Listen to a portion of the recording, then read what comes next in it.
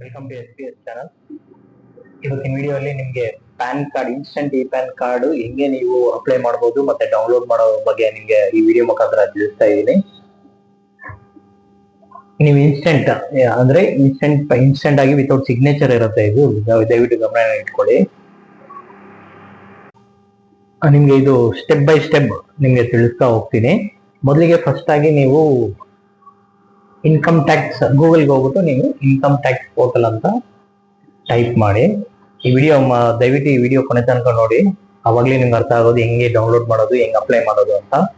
ಯಾವುದೇ ಸೆಂಟ್ರಲ್ ಯಾವ್ದು ಸ್ಕಿಪ್ ಮಾಡೋದಾಗ್ಲಿ ಮಾಡಕ್ ಹೋಗ್ಬೇಡಿ. ಫಸ್ಟ್ ಗೂಗಲ್ಗೆ ಹೋಗ್ಬಿಟ್ಟು ನೀವು ಈ ಫೈಲಿಂಗ್ ಅಂತ ಟೈಪ್ ಮಾಡಿ. ಇಲ್ಲಿದೆ ಈ ಫೈಲಿಂಗ್ ಅಂತ ಟೈಪ್ ಮಾಡಿ. ಫಸ್ಟ್ ಇದೆಲ್ಲ ಇನ್ಕಮ್ ಟ್ಯಾಕ್ಸ್ ಡಿಪಾರ್ಟ್ಮೆಂಟ್ ಹೋಮ್ ಅಂತ, ಅದನ್ನ ನೀವು ಕ್ಲಿಕ್ ಮಾಡಿ. ನಿಮ್ಗೆ ಒಂದು ಪೋರ್ಟಲ್ ಓಪನ್ ಆಗುತ್ತೆ. ಇನ್ಕಮ್ ಟ್ಯಾಕ್ಸ್ ಡಿಪಾರ್ಟ್ಮೆಂಟ್ ಪೋರ್ಟಲ್ ಈ ರೀತಿ ಇರುತ್ತೆ. ಇದರಲ್ಲಿ ನಿಮಗೆ ವೆರಿಫೈ ಪ್ಯಾನ್ ಸ್ಟೇಟಸ್ ಇರುತ್ತೆ, ಇನ್ಸ್ಟೆಂಟ್ ಇ ಪ್ಯಾನ್ ಇರುತ್ತೆ ನೋಡಿ. ಇಲ್ಲಿದೆ ಇನ್ಸ್ಟೆಂಟ್ ಇ ಪ್ಯಾನ್ ಅಂತ ಇದೆಯಲ್ಲ, ಅದನ್ನ ಕ್ಲಿಕ್ ಮಾಡಿ. ನಿಮಗೆ ಇನ್ನೊಂದು ವೆಬ್ ಪೇಜ್ ಓಪನ್ ಆಗುತ್ತೆ ಇನ್ಸ್ಟೆಂಟ್ ಇ ಪ್ಯಾನ್. ಇಲ್ಲಿ ನಿಮಗೆ ಡೀಟೇಲ್ಸ್ ಇರುತ್ತೆ ನೋಡಿ. ಅಂದ್ರೆ ನೀವು Aadhaar number plus Aadhaar link ಆಗಿರೋ ಮೊಬೈಲ್ ನಂಬರ್ ಇದ್ರೆ ಮಾತ್ರ ನೀವು ಇ ಪ್ಯಾನ್ ಅಪ್ಲೈ ಮಾಡೋಕೆ ಸಾಧ್ಯ ಆಗುತ್ತೆ. ಗೆಟ್ ನ್ಯೂ ಇ ಪ್ಯಾನ್ ಇರುತ್ತೆ ಮತ್ತು ಚೆಕ್ ಸ್ಟೇಟಸ್ ಡೌನ್ಲೋಡ್ ಪ್ಯಾನ್ ಇರುತ್ತೆ. ನೀವು ಈ ಪ್ಲಾನ್ ಅಪ್ಲೈ ಮಾಡ್ಬೇಕಲ್ವಾ, ಇಲ್ಲಿ ಗೆಟ್ ನ್ಯೂ ಇ ಪ್ಯಾನ್ ಅಂತ ಮೇಲೆ ಕ್ಲಿಕ್ ಮಾಡಿ. ಇಲ್ಲಿ ನಿಮ್ದು Aadhaar number 12 digit Aadhaar number first entry ಮಾಡಿ. ಮತ್ತೆ ಈ ಡೀಟೇಲ್ಸ್ ಓದ್ಕೊಳ್ಳಿ ಕ್ಲೀನ್ ಆಗಿ. ಕನ್ಫರ್ಮ್ ಬಟನ್ ಮೇಲೆ ಹೋಗ್ಬಿಟ್ಟು ಕಂಟಿನ್ಯೂ ಅಂತ ಕೊಡಿ. ನಿಮಗೆ ಆಧಾರ್ಗೆ ಒಂದು OTP ಬರುತ್ತೆ.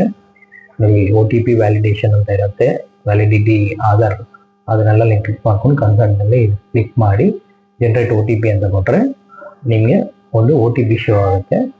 ಮೊಬೈಲ್ ನಂಬರ್ಗೆ ನಿಮಗೆ OTP ಬರುತ್ತೆ. ನೀವು OTP ಎಂಟರ್ ಮಾಡಿ.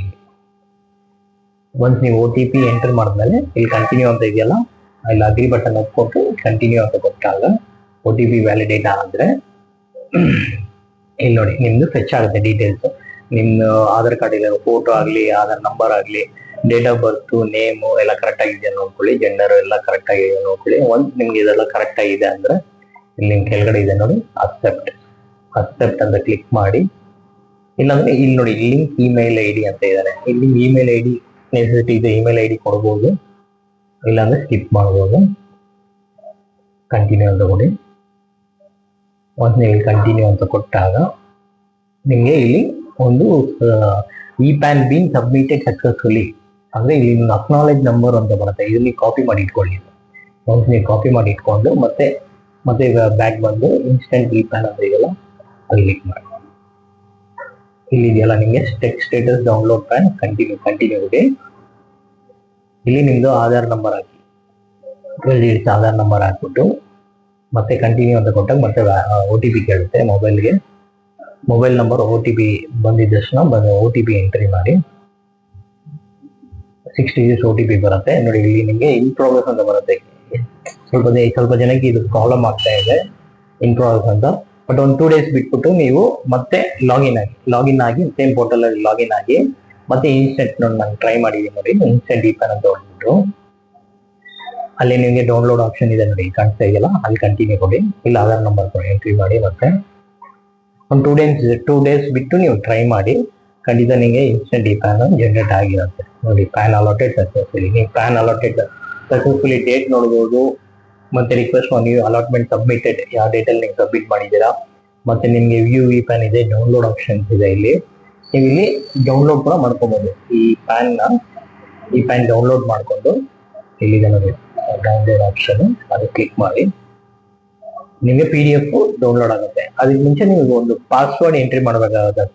ಪಾಸ್ವರ್ಡ್ ಪ್ರೊಟೆಕ್ಟ್ ಆಗಿರುತ್ತೆ. ಅದಕ್ಕೆ ನೀವು ಡೇಟ್ ಆಫ್ ಬರ್ತ್ ಎಂಟರ್ ಮಾಡಿ. ನಿಮ್ ಡೇಟ್ ಆಫ್ ಬರ್ತ್ ನೀವೇನ್ ಫಿಲ್ ಮಾಡಿದ್ರೆ ಡೇಟ್ ಆಫ್ ಬರ್ತ್ ಅದು ಎಂಟ್ರಿ ಮಾಡಿದ್ರೆ ನಿಮಗೆ PDF ಈ ಮುಖಾಂತರ ಓಪನ್ ಆಗುತ್ತೆ. ನೀವು PDF ಓಪನ್ ಆಗಿದ ತಕ್ಷಣ ನೀವು ಇದನ್ನ ಬೇಕಾದ್ರೆ ನೀವು ಕಾರ್ಡು, ಲ್ಯಾಮಿನೇಷನ್ ಕಾರ್ಡ್ ಅಥವಾ ಇಲ್ಲ ನೀವು ಸೇವ್ ಮಾಡಿ ಇಟ್ಕೊಬಹುದು, ಇಲ್ಲ ಲ್ಯಾಮಿನೇಷನ್ ಕಾರ್ಡ್ ಅಥವಾ ಮಾಡಿ ಇಟ್ಕೊಬಹುದು. ಸೇವರಲ್ಲಿ ಹೋದ್ರೆ ನಿಮ್ಗೆ ಲ್ಯಾಮಿನೇಷನ್ ಕಾರ್ಡ್ ಮಾಡ್ಕೊಡ್ತಾರೆ. ಇದು ಫಿಸಿಕಲ್ ತರನೇ ಇದು ತುಂಬಾ ವ್ಯಾಲ್ಯೂ ಇರೋದು. ವ್ಯಾಲ್ಯೂ ಇದ್ದೇ ಇರುತ್ತೆ. ನೀವು ಎಮರ್ಜೆನ್ಸಿಗೆ ಬೇಕಾದ್ರೆ ಮಾತ್ರ ಇದು ಯೂಸ್ ಮಾಡಬಹುದು. ಯಾಕಂದ್ರೆ ಸಿಗ್ನೇಚರ್ ಇರಲ್ಲ. ಸಿಗ್ನೇಚರ್ ನಾಟ್ ವೆರಿಫೈಡ್ ಅಂದ್ಬಿಟ್ರೆ ನಿಮಗೆ ಇದು ಇನ್ಸ್ಟೆಂಟ್ ಇ ಪ್ಯಾನ್. ಆ ಪ್ಯಾನ್ ನಂಬರು ಯಾವಾಗೂ ಅದು ಪರ್ಮನೆಂಟ್ ಆಗಿರುತ್ತೆ. ನಿಮಗೆ ಪರ್ಮನೆಂಟ್ ಪ್ಯಾನ್ ನಂಬರು ನೀವು ಎಮರ್ಜೆನ್ಸಿಗೆ ಯೂಸ್ ಮಾಡ್ಕೊಬಹುದು.